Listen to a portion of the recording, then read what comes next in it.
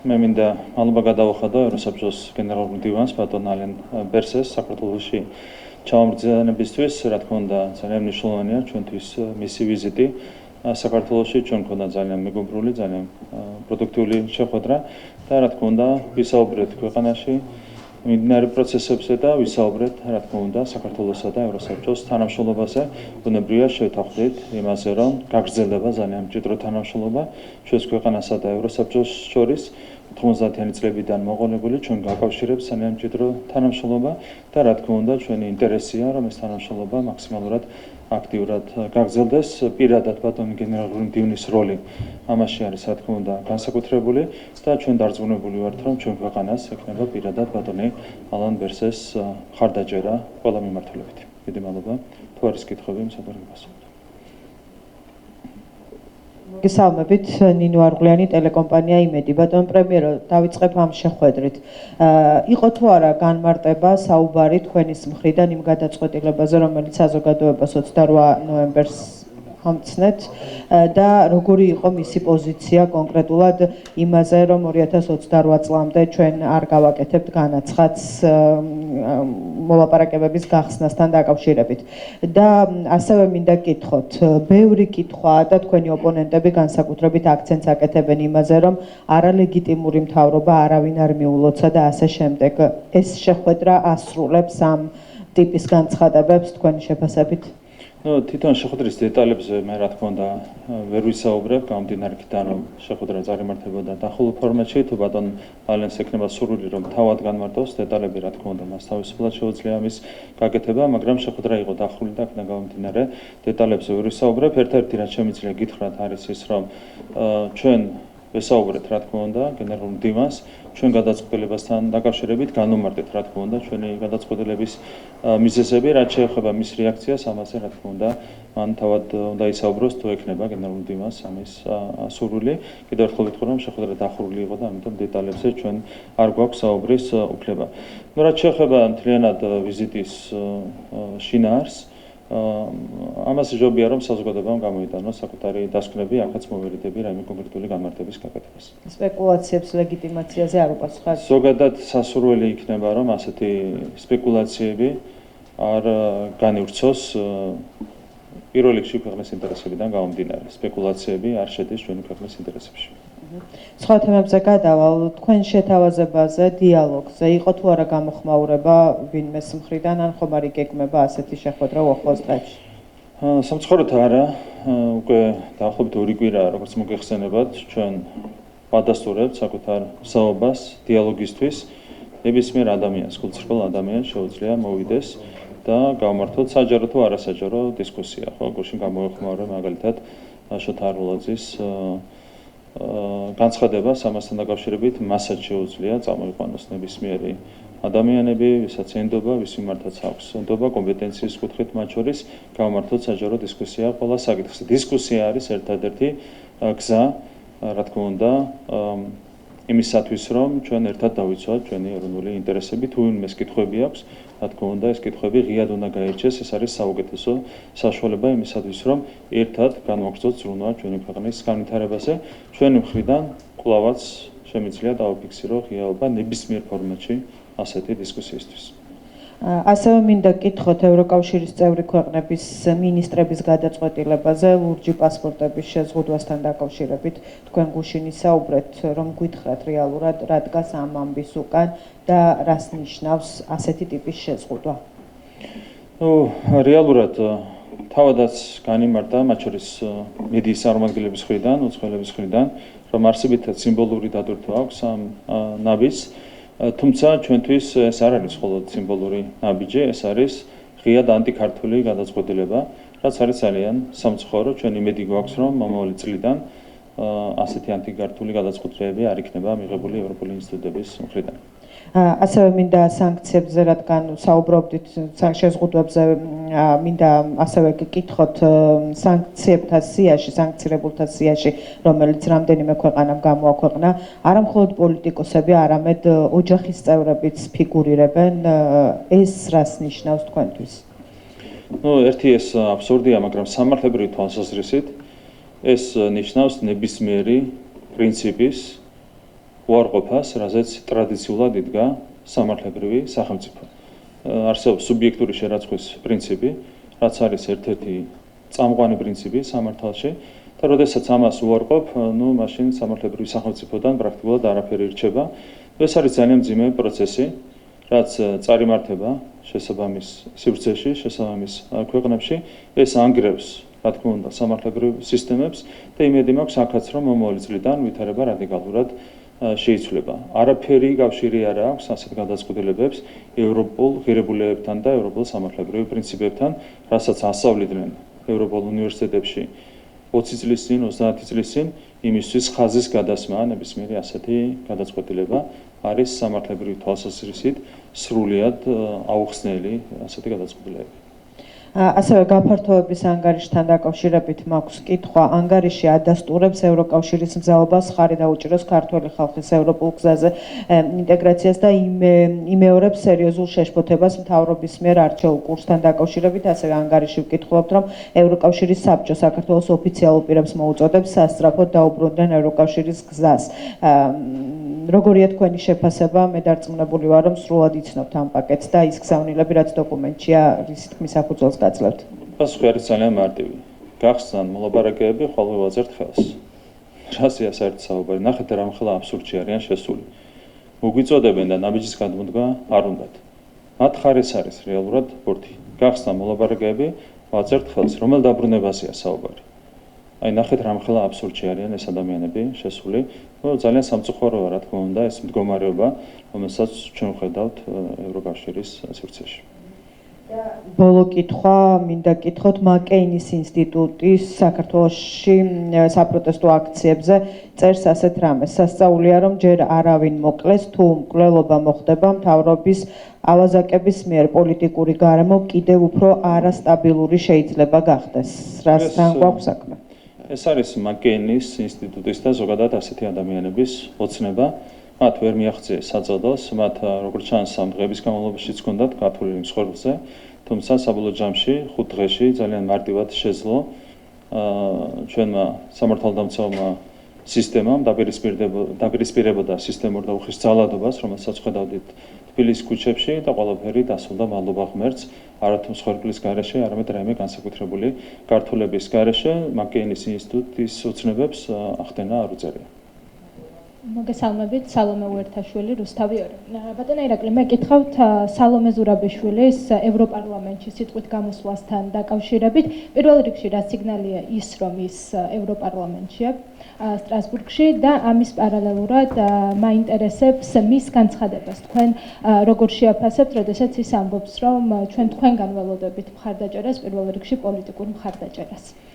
სალომე ზურაბიშვილი აღარ არის საინტერესო, ორი კვირაც აღარ აქვს მას დარჩენილი პრეზიდენტის თანამდებობაზე. 29 დეკემბრიდან მთლიანად დაკარგავს უკვე აქტუალობას, შესაბამისად მის ამ აქტივობებზეც არ მინდა განსაკუთრებული აქცენტის გაკეთება. და კიდევ ერთი შეკითხვა ეხება იმ განცხადებებს, რომელიც გააკეთეს იტალიის, ესპანეთის და რუმინეთის საგარეო უწყებებმა. ისინი ამბობენ, რომ მათ სრულად დაუჭირეს მხარი საგარეო საქმეთა საბჭოს 2 დღის წინ მიღებულ გადაწყვეტილებას. ამაზე რა შეფასება შეგიძლიათ თქვენ გააკეთოთ? მადლობა ამ შეკითხვისთვის. თქვენი ცით რომ ამ თემას მოყვა სპეკულაციები, მე გავაკეთე გუშინ განცხადება, 5 ქვეყანას გადავხადე მადლობა ქართული ხალხის მიმართ ხარდაჭერისთვის. და გუშინ აქედან 3 ქვეყანა ჯიუტად ამტკიცებდა, რომ ქართული ხალხის მიმართ ხარდაჭერა მათ აზრადაც არ გაუვლიათ. სინამდვილეში თქვენ შეგიძლიათ ნახოთ მაგალითად ქალბატონი კაია კალასის განცხადება, სადაც ის ამბობს, რომ უნგრეთი, სლოვაკეთი, ლუქსემბურგი, მე არ მიხსენებია სამწუხაროდ ლუქსემბურგი და ლუქსემბურგსაც ეკუთვნის როგორც ჩანს, მადლობა თუ არ უარყოფენ საკუთარ პოზიციას, მადლობა ეკუთვნით ქართული ხალხის მიმართ ხარდაჭერისთვის. კაია კალასმა განაცხადა, რომ იყო უნგრეთი, სლოვაკეთი, ლუქსემბურგი და რამდენიმე სხვა ქვეყანა, რომელიც წავიდა სანქციების წინააღმდეგ და რა თქმა უნდა კიდევ ერთხელ მადლობა ამ ქვეყნებს მხარდაჭერისთვის. რაც შეეხება სხვა ქვეყნებს, ჩვენ რა ინფორმაცია ჰქონდა, მაგალითად რომ ავიღოთ რუმინეთი, იგივე არის ერთ-ერთი ჟურნალისტი, რადიო თავისუფლების ევროპული ბიუროს ჟურნალისტი, რომელსაც ძალიან ხშირად ეხმობა ხოლმე ქართული მედია, ეს არის ბატონი შოზვიაკი, რომელმაც დაადასტურა, რომ რუმინეთი იყო ერთ-ერთი ვინც ავიდა სანქციების წინააღმდეგ. თუმცა მე ნახეთ, რომ გუშინ პირველი რუმინეთი აიძულეს, რომ საწინააღმდეგო პოზიცია დაიფიქსირებინა, ეს არავის უკვირს თქვენ ნახეთ, რომ საკონსტიტუციო სასამართლოსაც კი რუმინეთში შეაცვლევინეს გადაწყვეტილება ერთ დღეში. გამოვიდა ბატონი მეთიუ მილერი, რომელმაც პრაქტიკულად მუქარი შემცველი განცხადება გააკეთა რუმინეთის საკონსტიტუციო სასამართლოს მიმართ. მან განაცხადა, რომ დაიშებოდა ყველა, ვინც დაუპირისპირდებოდა რუმინეთში ევროპულ და ევროატლანტიკურ ღირებულებებს და ეს გააკეთა სწორედ საკონსტიტუციო სასამართლოს გადაწყვეტილების კონტექსტში. მეორე დღეს ადგა საკონსტიტუციო სასამართლო აატრიალა საკუთარი გადაწყვეტილება და გააუქმა რუმინეთში საპრეზიდენტო არჩევნები.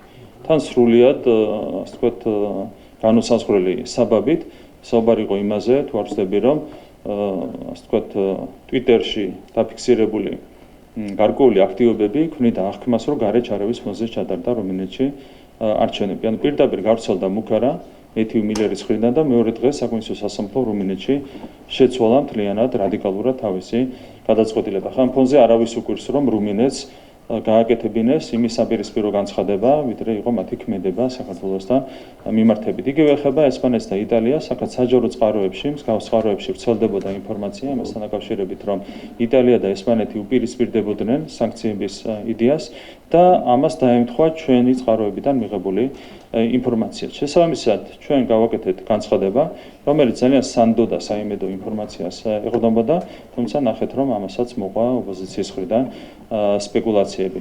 მე კიდევ ერთხელ მინდა გადავუხადო მადლობა ყველა იმ ქვეყანას, რომელმაც ქართულ ხალხს დაუჯერა მხარი საბჭოს ხმაზე.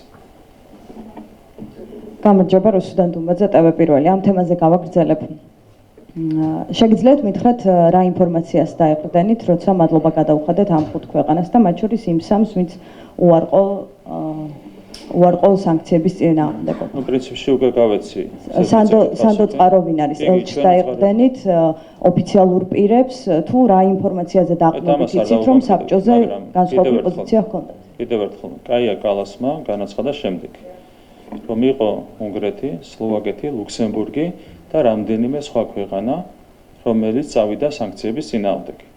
მერე რუმინეთს რაც შეეხება, თქვენმა კოლეგამ ბატონმა ჟოზუიაკმა, რომელსაც ხშირად აყრდნობით ხოლმე და ყველა ეყრდნობა, დაადასტურა ეს ინფორმაცია რუმინეთთან დაკავშირებით, თუმცა კიდევ ერთხელ გამიმერებ, რომ წინასწარ ნათქვამი ჟოზუიაკის მიერ და არა საბჭოს პირველი რუმინეთს წინასწარ ნათქვამი იყო და არა საბჭოს შემდეგ.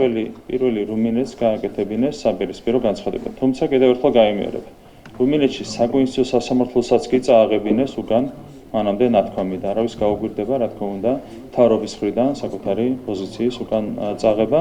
მე მაინც მინდა რუმინეთსაც გადავუხადო მადლობა ქართველი ხალხის მხარდაჭერისთვის. ჩვენ გვქონდა სანდო და საიმედო ინფორმაცია და ამ ინფორმაციის საფუძველზე გავაკეთეთ ეს განცხადება. კიდევ ერთხელ მადლობას ვუხდი ყველა ქვეყანას ქართველი ხალხის მხარდაჭერისთვის. შეგიძლიათ კაია კალასის გარდა და იოზუეკის გარდა საკუთარი წყაროები, თუ კი ამის შესაძლებლობა გაქვთ. სანდო რა არის? ელჩზე რუმინეთზე გასაგებია, რომ კალასის განცხადება მოგისმენიათ, თუმცა აი იტალიაზე და ესპანეთზე გვითხარით, საიდან გაიგეთ ინფორმაცია. ახლა ჩვენ გვაქვს უფლება, რომ ეს წყაროები არ დავაკონკრეტოთ, მაგრამ კიდევ ერთხელ გამიმერებ, კაია კალასმა იტყუებიან ახლა, როცა საგარეო საქმეთა მინისტრები წერენ, რომ დეზინფორმაცია თქვენ გავრცელეთ. საინტერესო. კაია კალასმა დაადასტურა, რომ იყო უნგრეთი, სლოვაკეთი, ლუქსემბურგი და რამდენიმე სხვა ქვეყანა, რუმინეთთან დაკავშირებით იყო საჯარო წყაროებში ინფორმაცია, იტალია და ესპანეთთან დაკავშირებითაც იყო საჯარო წყაროებში ინფორმაცია და ეს დაემთხვა ჩვენი წყაროებიდან მიღებულ ინფორმაციას. ეს არის რაც შემიძლია გითხრათ. ანუ ესპანეთსა და იტალიასთან დაკავშირებით საჯარო წყაროებში წინასწარ იწერებოდა მათ შორის მედიაში, რომ ისინი ეწინააღმდეგებოდნენ, ანუ საჯარო წყაროებში იწერებოდა ეს. ანუ ევროკავშირის სახელმწიფოებს ეს ქვეყნები დაუპირისპირდნენ წინააღმდეგობა დასწიეს, რომ ქვეყნის როგორ არ არის საინტერესო. ბატონო ირაკლი, ტვიტერზე თქვენს განცხადებას აწერია, რომ თქვენ მოიტყუეთ და ლინკებია 3 ქვეყნის საგარეო საქმეთა სამინისტროების ოფიციალური წერილები, რომ თქვენ არასწორად გამოიტანეთ ინფორმაცია. ამიტომ მინდა გკითხოთ, ნახეთ, თუ ეს ქვეყნები წინააღმდეგობას წევდნენ და დასანქცირების წინააღმდეგნი იყვნენ, ახლა საკუთარი თავის წინააღმდეგ მიდიან? კი, წნეხი განხორციელდა. ანუ ასეთი წნეხი თავად დაძლიეს, წინააღმდეგობა გაუწიეს და ახლა საკუთარი თავის წინააღმდეგ გამოდიან. ხო, წნეხის. და რატომ შეიძლება თქვენ დაგიჯეროთ, როცა 3 ქვეყანა ერთი და იგივე სამგეუბნებით, რაც იყო ფაქტი. თქვენი სურვილის მიხედვით შეგიძლიათ დამიჯეროთ ან არ დამიჯეროთ. ეს თქვენი გადასაწყვეტია, დემოკრატია. ანუ თქვენ ამბობთ, რომ ესპანეთი, იტალია და რუმინეთი დღეს ამ განცხადებებით იტყუებიან. არ მინდა მე ასე თქვა, არ მინდა თქვა ამას გვაჯერებთ, ამას გვაჯერებთ. რეალურად იყო წნეხი, რის გამოც მოუწიათ იმ პოზიციის უკან წაღება, რაც დააფიქსირეს საბჭოს. და ვის გამო? შეგიძლიათ ამას ტყუილი დაარქვათ, მაგრამ მე არ მინდა მას ტყუილი დავარქვა. და რას დაარქვათ? არც ეს მათი არჩევანია, მათი გადაწყვეტილება, მათ შეუძლიათ ეს ასე გააკეთონ, მაგრამ ფაქტები არის ეს. ფაქტი არის ის, რომ მათ დააფიქსირეს სანქციების საპირისპირო პოზიცია, კიდევ ერთხელ მადლობა მათ ქართველი ხალხის ხარდაჭერისთვის, მერე მოუწიათ ამ გადაწყვეტილების სხვანაირად წარმოჩენა. ეს არის რა თქმა უნდა მათი გადაწყვეტილება. მე ამას ვერც ტყუილს ვერ დავარქვი და ვერც ვერაფერს. თქვენ შეგიძლიათ დაარქვათ ამას ტყუილი, მაგრამ მე ამას ტყუილს ვერ დავარქვი.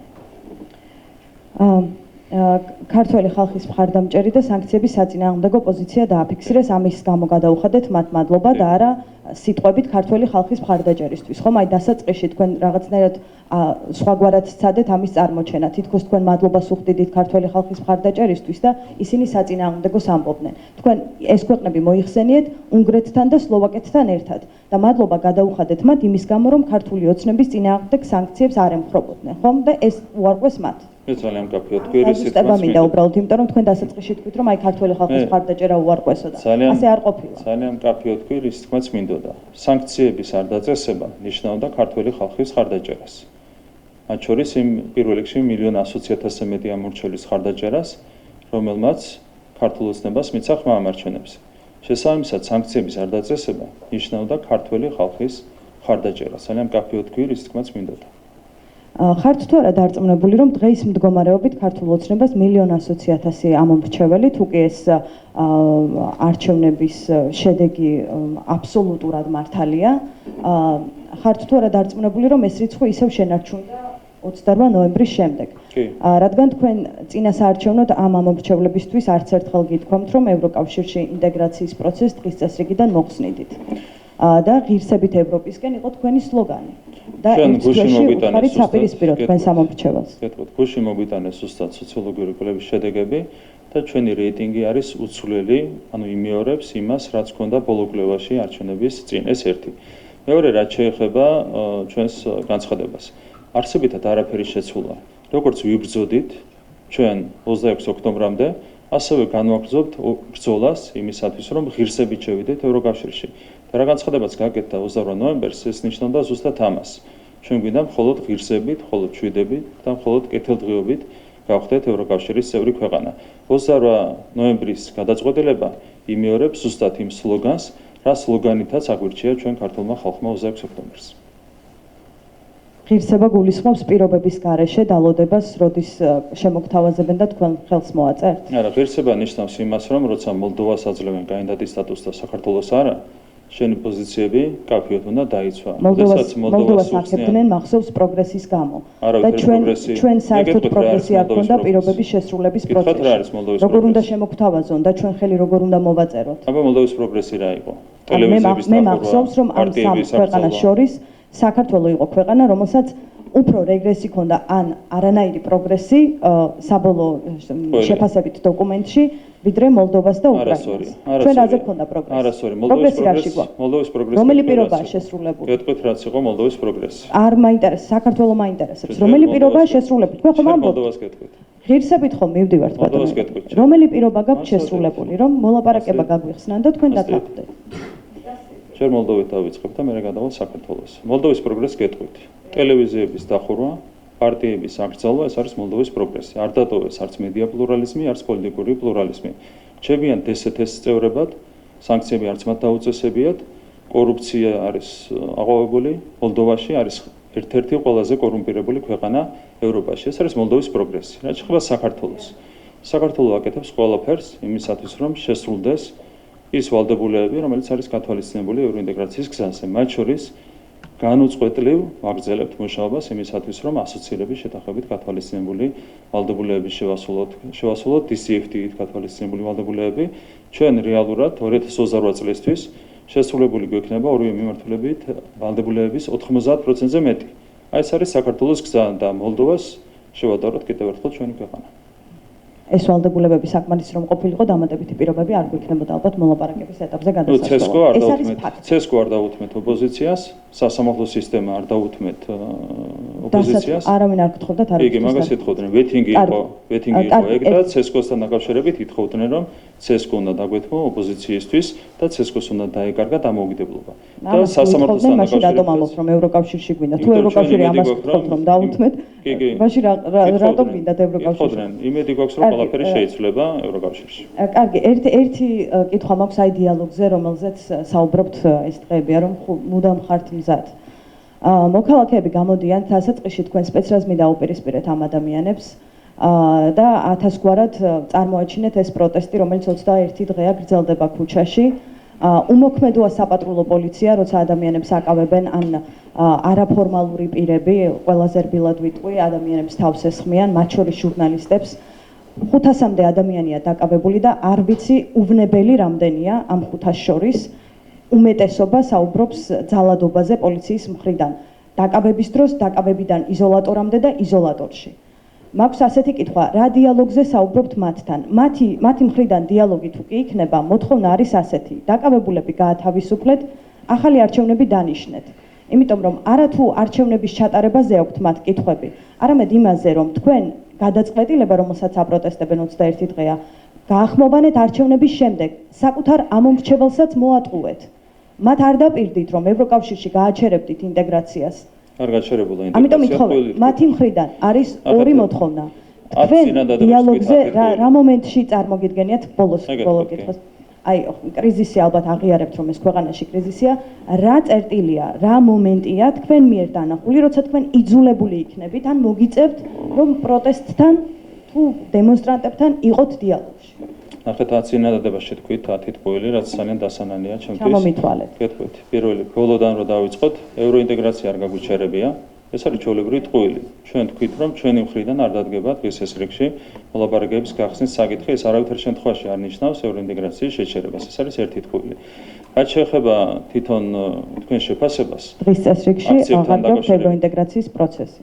არა, დღეს ეს რიგში არ დადგება მოლაპარაკებების გახსნა. ხო, და ეგ სხვადასხვა რამეა, ევროინტეგრაციის შეჩერება ეგ არ არის. მაგდენ უნდა გესმოდეთ. რაც შეეხება აქციებს. აქციებთან დაკავშირებით ევროინტეგრაცია არასდროს არ შეჩერდება ჩვენი ქვეყნის, რაც არ უნდა სურვილი გქონდეთ, რა თქმა უნდა, ევროინტეგრაციას თქვენ აჩერებთ. დღის წესრიგიდან მოხსენით საკითხი, თორემ საქართველოს ევროინტეგრაცია არ შეჩერდება. ტყუილი თქვით ამასთან დაკავშირებით, ტყუილი თქვით ამასთან დაკავშირებით, ტყუილი თქვით. რაც შეეხება აქციებს. ნახეთ, თქვენ არაბი სუბიექტური ხართ, რა თქმა უნდა, იმიტომ რომ წარმოადგენთ ზუსტად იგივე პოლიტიკურ ძალას, რომელიც ცდილობდა მაიდნის მოწყობას, ხო, რუსთაველის გამზირზე.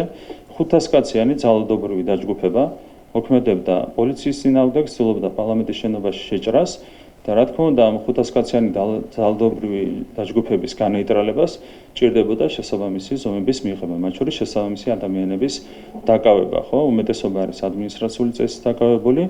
და დაახლოებით 30 კაცი არის სისხლისამრის საქმე აღსრული, ხო? იყო უამრავი დანაშაული ჩადენილი ამ ძალადობრივი ქმედებების დროს, იყო უხეში სისტემური ძალადობა. რაც შეეხება შინაგან საქმეთა სამინისტროს, შინაგან საქმეთა სამინისტრომ ამ ყველაფერს დაუპირისპირა პროპორციული ძალა. ეს ხო საერთო სურათი, რა თქმა უნდა, იყო ინციდენტები, იყო გადაცდომები, მაგრამ არსებითად შინაგან საქმეთა სამინისტრო მოქმედებდა პროპორციულად უხეში სისტემური ძალადობის წინააღმდეგ. რა თქმა უნდა, მარტივი არ იყო ამის განეიტრალება, როდესაც 500 კაციანი ორგანიზებული ექსტრემისტული დაჯგუფება, ძალადობრივი დაჯგუფება მოქმედებს პოლიციის წინააღმდეგ, ამას სჭირდებოდა ზომების მიღება და ზუსტად ეს ზომები მიიღო შინაგან საქმეთა სამინისტრომ. რა თქმა უნდა, როდესაც 500 კაციანი ძალადობრივი დაჯგუფება მოქმედებს, ასეთ დროს თავიდან ვერ აირიდებ ადამიანების დაშავებას, დაშავდნენ სამწუხაროდ როგორც პოლიციელები, ისე მომიტინგეები.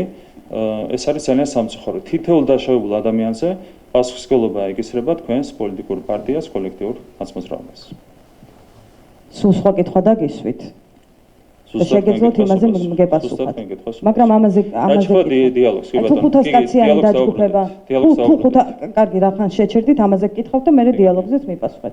თუ 500 კაციანი დაჯგუფება დააკავეთ და პოლიცია დაუპირისპირდა პროპორციული ძალით. პირდაპირ ეთერში რომ ვნახეთ, ჟურნალისტებზე თავდასხმა ვინ დააკავეთ? ეგ სხვა თემაა, ხო? მაგაზე გამოძიება დაწყებულია.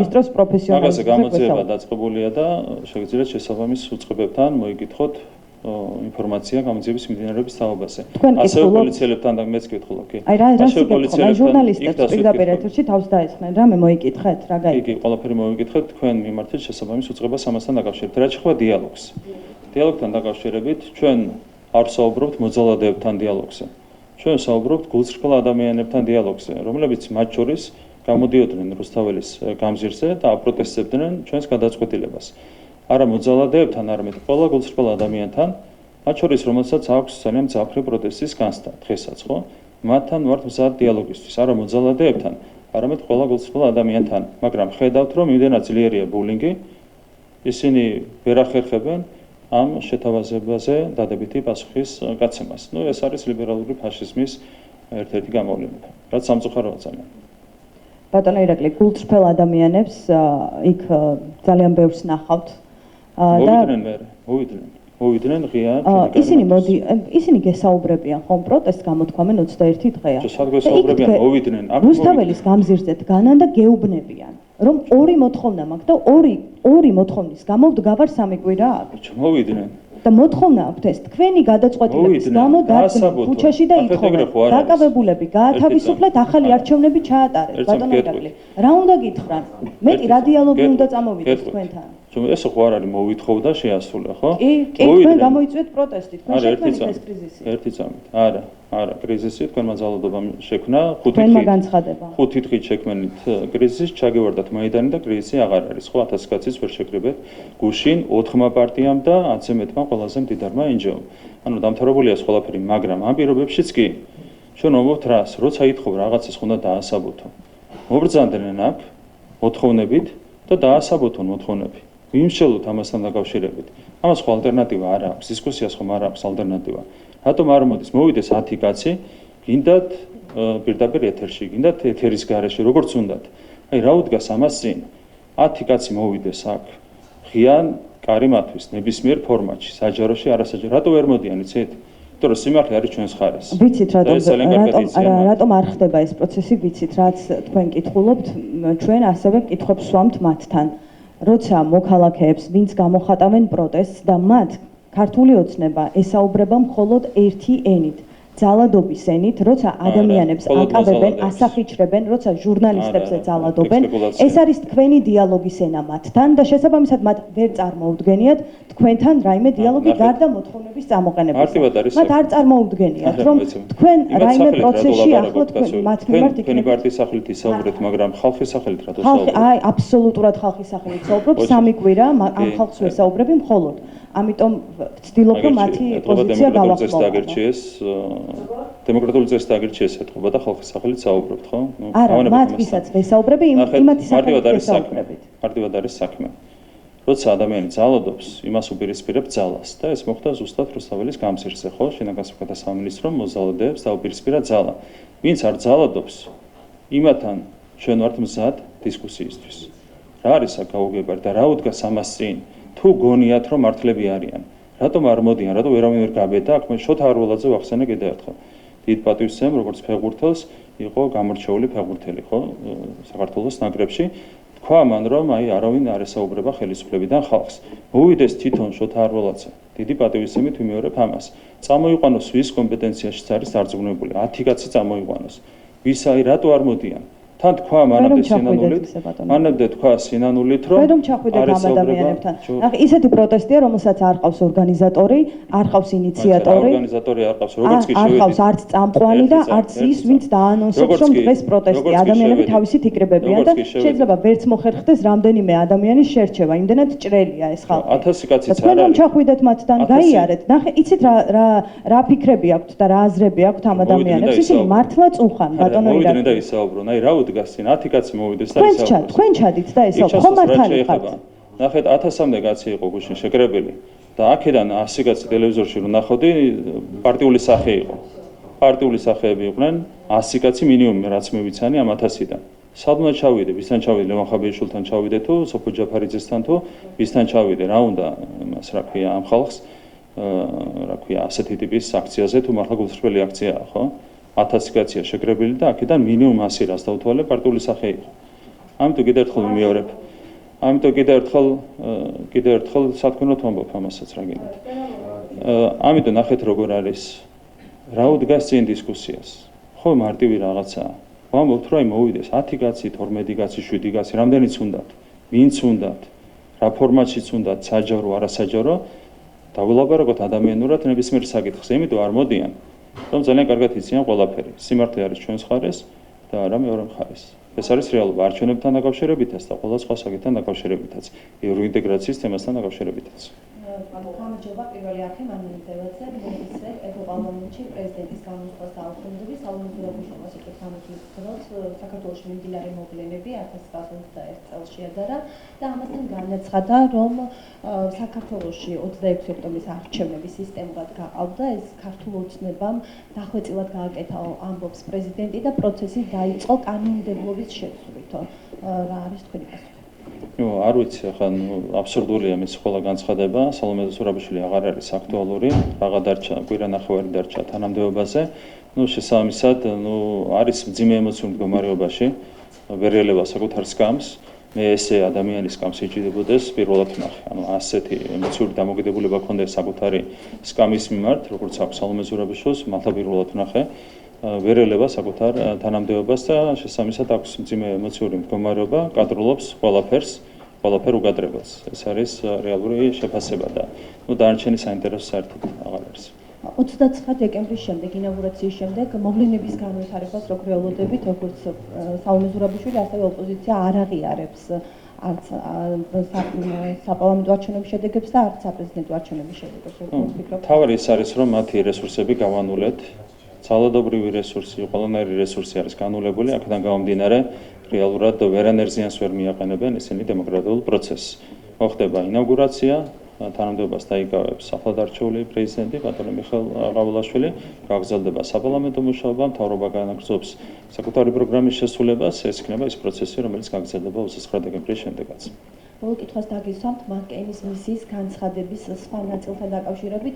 ამ განცხადებაში საუბრობენ იმაზე, რომ საკმარისი არ არის სანქციები, ამერიკამ და ევროკავშირმა კოორდინირებულად უნდა იმოქმედონ და არ უნდა მოხდეს მთავრობის ლეგიტიმაცია და აღიარება. ჯერ კიდევ არჩევნები არ იყო ჩატარებული, როდესაც მაკ-კეინის ინსტიტუტმა დაანონსა არჩევნების დელეგიტიმაცია. ცხადია, რაც იყო მათი სცენარი და რაც იყო მათი მიზნები, პირდაპირ ჰქონდათ ასახული საკუთარ ანგარიში ჯერ კიდევ არჩევნებამდე მაიდნის სცენარი, რისი განხორციელებაც რეალურად დაიწყეს, ხო? ამ პერიოდის განმავლობაში და არჩევნების მეორე დღიდან დაიწყეს ქუჩების გადაკვეთა, მოედანს კეტავდნენ და ასე შემდეგ, ხო? ეს სცენარი, რაც ეწერა მაკ-კეინის ინსტიტუტის ანგარიში, პირდაპირ ამოქმედეს რადიკალური ოპოზიციის და NGO-ების ხელით. ახლა საუბრობენ მსხვერპლზე, საუბრობენ სანქციებზე. ეს არის ყველაზე ექსტრემისტული ძალები, რომლებიც არიან საქართველოში ნეგატიური სცენარების განვითარებით დაინტერესებული. მე იმედი მაქვს, რომ განსაკუთრებით ამერიკის შეერთებულ შტატებში 20 იანვრიდან ბევრი რამ შეიცვლება, რადიკალურად შეიცვლება და საქართველოს მიმართ დამოკიდებულება იქნება არა უსამართლო, არამედ სამართლიანი. მოგესალმებით, ტელეკომპანია პოსტები ნუცა კოროშინაძე, ბატონო ირაკლი, საქართველოს ხელისუფლებამ სტრასბურგში მორიგი გამარჯვება მოიპოვა, როგორი არის თქვენი შეფასება? ხო, ძალიან მნიშვნელოვანი საქმე იყო, თქვენ იცით, რომ კონკრეტული ადამიანები, აფხაზები ჩიოდნენ საქართველოს წინააღმდეგ და ასევე რუსეთის ფედერაციის წინააღმდეგ და მხოლოდ რუსეთის ფედერაცია გაამტყუნა სტრასბურგის სასამართლომ და მთლიანად გაამართლა საქართველოს სახელმწიფო ქართული მხარე. რა თქმა უნდა, გაიმარჯვა სიმართლე, მაგრამ ასევე უნდა ხაზი გაესვას იუსტიციის სამინისტროს როლს ამ საქმის მოგებაში. მადლობა მინდა გადავუხადო თითოეულ საჯარო მოხელეს, თითოეულ ადამიანს, რომელიც იცავდა ჩვენს ინტერესებს სტრასბურგის სასამართლოში, რომელთა დახმარებითაც საბოლოო ჯამში გაიმარჯვა სიმართლე. მაკ-კეინის ინსტიტუტი გამოთქვა მსუხელს, რომ მსხვერპლი არის, აი მაგალითად ამ ნაწილზე უფრო დამატებითი კომენტარი რომ გავაკეთოთ. ხო, ეს მათი რეალურად ოცნება იყო, მათ უნდათ მსხვერპლი ეხილათ რუსთაველის გამზირზე. ეს არის ზუსტად მაიდნის სცენარის გამეორება, თუმცა მათთვის დაგეგმილზე ადრე ჩაიშალა მაიდნის სცენარი, 5 დღის თავზე მთლიანად აღმოიფხვრა ძალადობა, განეითვალა ძალადობრივი რესურსი, შესაბამისად ყველაფერი დასრულდა არა ისე, როგორც ოცნებობდა მაკ-კეინის ინსტიტუტი, არამედ ისე, როგორც შედიოდა ქართული ხალხის ინტერესებში.